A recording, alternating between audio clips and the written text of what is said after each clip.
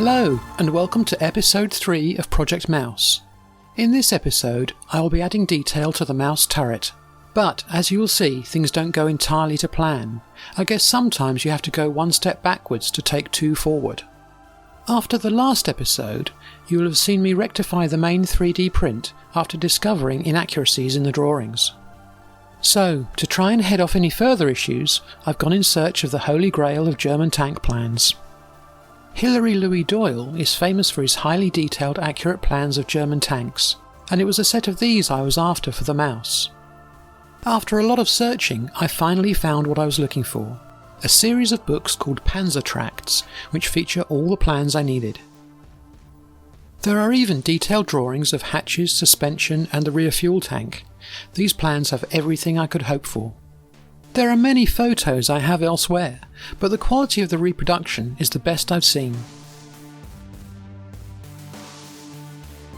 This book even features plans and photos of the E100, which could be a future project.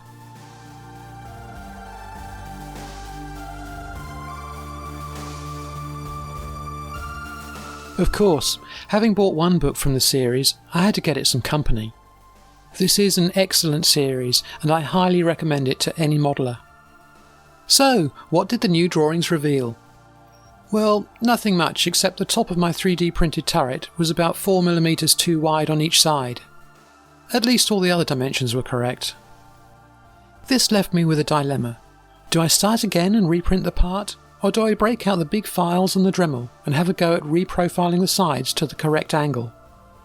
I knew that filing down the sides would expose the honeycomb infill of the part, which would be a headache to fill, but reprinting would ultimately take longer. You can see more about the honeycomb core back in episode 2. I had to reprint the top plate as well, so while that was running, I broke out the big guns and set to work. Once the core was exposed, it became clear that the loose ABS would have to be ground out before I could add any Milliput. I'm sure you can imagine this was a bit of a low point, but at least I'm now confident my turret's accurate. I won't bore you with a long clip of filing and filling. You've seen enough of that already. You came here to see something more interesting, so let's get stuck into some detail.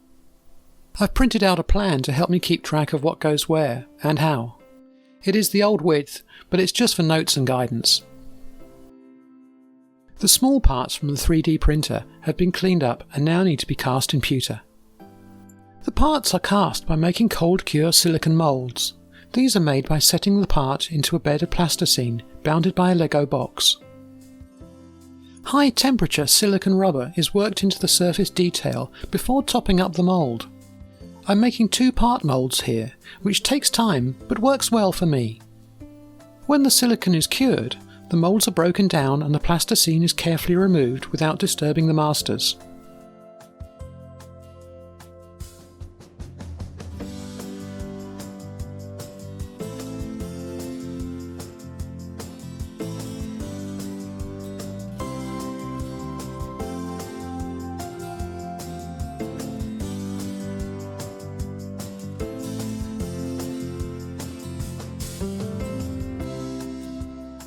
The mould is then reassembled and the second side is poured.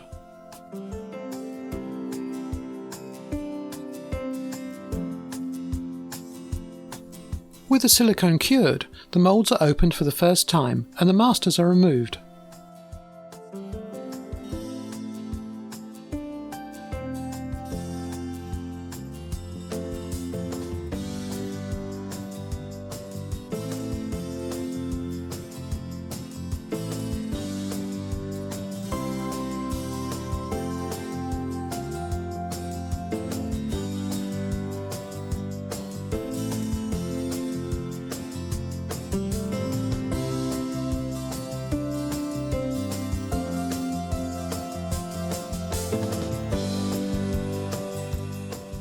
Feeds for metal and air vents are cut and drilled into the mould in preparation for casting. I'll make a more detailed video in the future about how I design and make cold cure silicon moulds. Now onto the fun bit. I should warn you this is fairly dangerous. Molten metal doesn't take prisoners and things can go wrong. The moulds are clamped between two boards. The metal is carefully poured in and allowed to cool for about 5 minutes. The mould can then be broken down and the castings removed.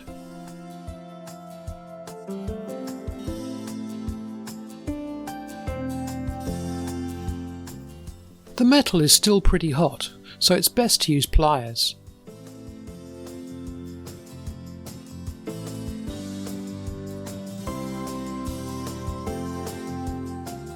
Some metal has gone up the air vents, but that's no problem.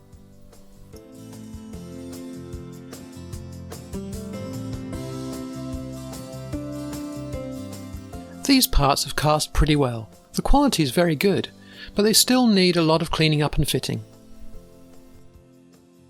And here are all the cast parts ready for cleaning up. That will have to wait till the next episode. I still have work to do on the main turret hull. I've already added the hull cutouts, drilled holes for the dowel pins, and added some styrene details. Now I need to add some texture. The surface finish of the mouse is not smooth. Despite the layers of paint, the cast metal finish is still visible in the museum at Kubinka. This metal scale effect I've chosen to recreate with Milliput. After mixing the Milliput into a paste, I can apply it with a brush in a stipple pattern. It goes on very thinly, so it takes several coats. Fortunately, in this state, it goes off fairly quickly, so I can just keep working my way round until I'm happy with the result. Once cured, you can see the texture and effect I'm after. There are quite a few lumps, but I'll remove these gently with a grinding bit in the Dremel. A light sanding will also take off any high spots.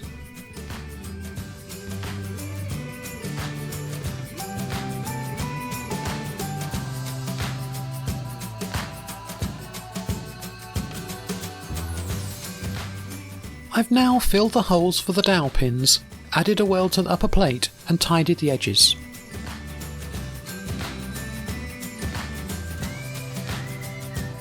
In the next episode, I plan to add the pewter castings, tackle the mantle and finish the detailing. If you enjoy Project Mouse, please like, comment and subscribe to my channel. Why not check out some of my other videos, or visit my website where you can see the full Staples and Vine range and pick up some great merchandise.